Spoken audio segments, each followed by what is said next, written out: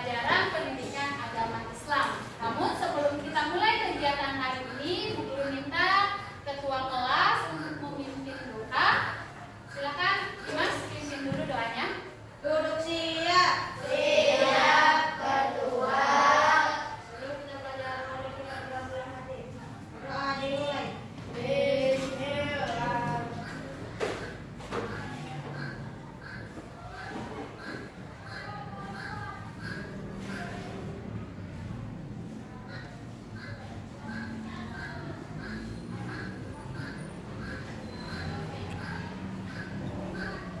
Selesai.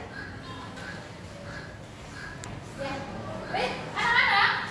Sepertinya Bu Guru lihat ada beberapa anak yang hari ini tidak masuk ya. Ya, ada Bagas. Bagas kenapa nggak masuk hari ini? Sakit. Ya, Wina? Sakit. Oh iya, kemarin Bu Guru dapat informasi dari wali kelas kalian, Wina masuk rumah sakit lagi ya. Sakit. Mudah-mudahan kita doakan bersama Wina dan Bagas Allah angkat penyakitnya segera sehingga bisa bersekolah dan bermain kembali bersama kalian semua. Amin amin ya robbal alamin. Baik anak soleh, hari ini adalah pelajaran pendidikan agama Islam. Nah, kita semua harus semangat belajar sebagaimana Rasulullah SAW, Nabi kita, menyuruh kita untuk menuntut ilmu sebagai kewajiban bagi seorang muslim laki-laki dan muslim perempuan. Ya, ini hadisnya thalabul ilmi fardhatun 'ala kulli muslimin wa muslimatin. Menuntut ilmu itu wajib bagi muslim laki-laki dan muslim perempuan. Nah, kalian ini sebagai muslim laki-laki dan muslim perempuan harus menuntut ilmu. Ya, dan begitu juga kita pernah belajar ya beberapa minggu lalu tentang ukhuwah persaudaraan di dalam Islam. Ya, ada ukhuwah Islamiyah, ukhuwah watoniyah dan ukhuwah insaniyah, betul ya, persaudaraan sesama. Ya. Nah, anak soleh, sebagai wujud cinta kita terhadap negara kita Indonesia, ya, negara persatuan Indonesia, kita menggunakan dulu Pancasila. Ya, sudah hafal Pancasila? Sudah. Coba Bu Guru mau dengar. Pancasila. 1. Ketuhanan yang Maha Esa. 2. Kemanusiaan yang adil dan beradab. 3. Kesatuan Indonesia. 4. Kerakyatan yang dipimpin oleh hikmat kebijaksanaan dan permusyawaratan perwakilan. 5. Keadilan sosial bagi seluruh rakyat Indonesia. Ya, bagus. Pancasila merupakan dasar negara Indonesia. Anak-anak, sebelum kita mulai kegiatan belajar hari ini, Bu Guru mau mengingatkan kembali kesepakatan kelas kita. Ya, kesepakatannya adalah ketika belajar semuanya jangan malu-malu, harus berani. Siapa yang mau bertanya, siapa yang mau menjawab pertanyaan yang nanti Bu Guru sampaikan, harus berani. Dan jangan lupa menggunakan tangan kanan untuk memberikan tanda. Ya, siap semuanya? Siap belajar hari ini? Tepuk semangat dulu. Tepuk semangat.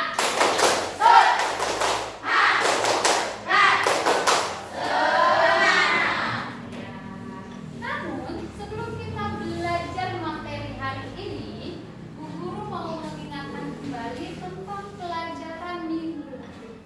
Minggu lalu kita sudah belajar sedikit mengenai ibadah haji. Bu Guru mau menanyakan ulang nih kesiapan kalian dan ingatan kalian tentang pembelajaran yang lalu. Ada yang masih ingat? Tolong bantu jawab, ya. Naik haji merupakan salah satu rukun Islam yang ke-5. Angkat tangannya yang mau jawab. Siapa? Dikta. Berapa Dikta? ke-5. Pintar. Selanjutnya, ya, syarat wajib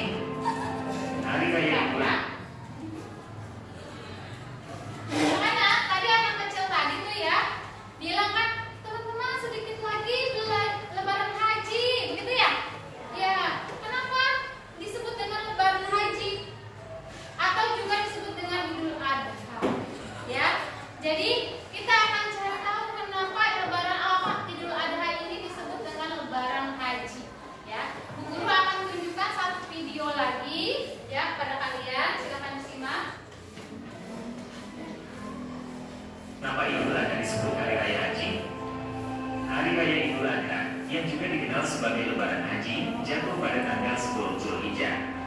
Hal ini disebabkan oleh penamaan Lebaran Haji yang bertepatan dengan Hari Raya Idul Adha, ketika umat Islam dari seluruh dunia sedang menjalankan ibadah haji di Tanah Suci Mekah.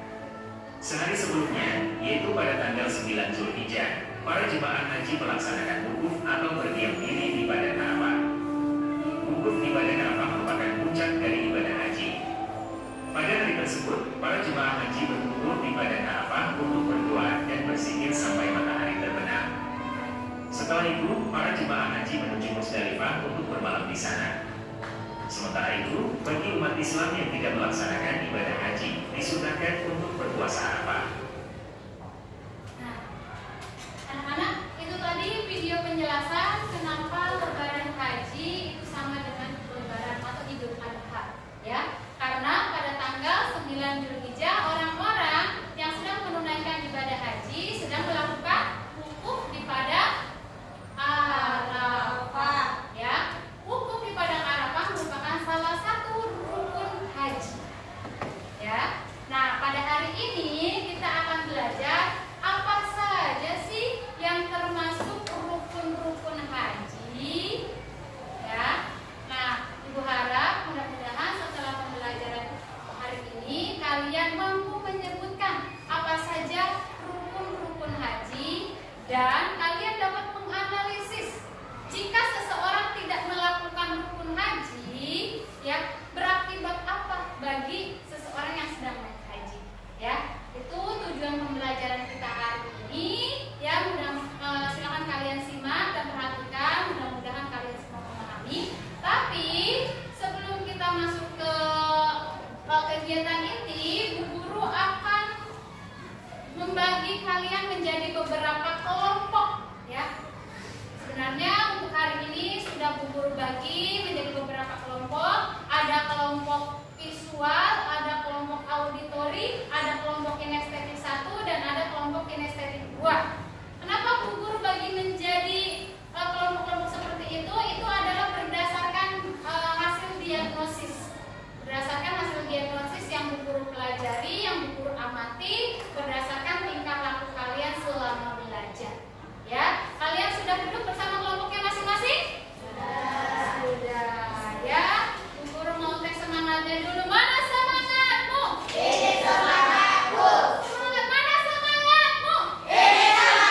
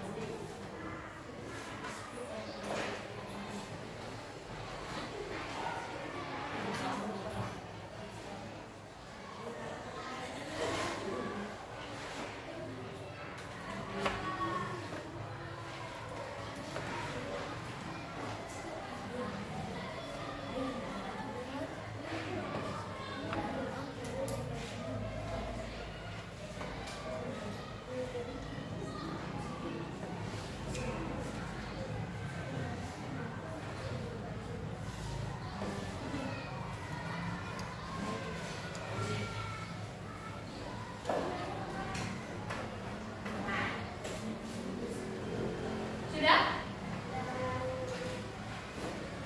Sudah? Bang Faisal sudah?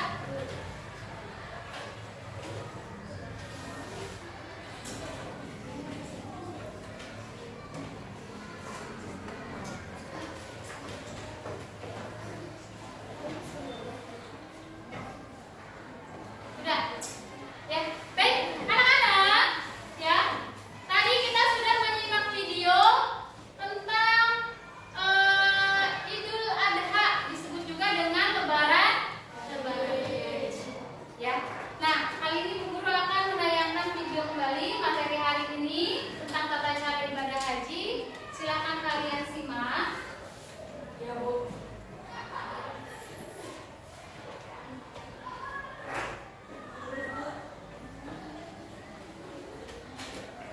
Aku mampu Mekah berkeliling-keliling Ka'bah sambil baca talbiyah dan wukuf di Arafah. Lalu melempar jumroh menangis doa Aqabah. Syahid dari safah kedua. Allah Maha Penyayang, sayangnya tak terbilang. Allah Maha Pengasih, tak pernah pilih kasih.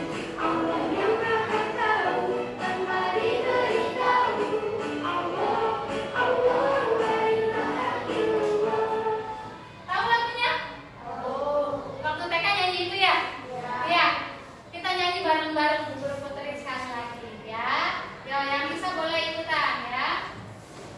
Aku mampu Mekah berkeliling-keliling Ka'bah sambil baca talbiyah dan wukuf di Arafah. Lalu melempar jumroh menangis doa Aqabah.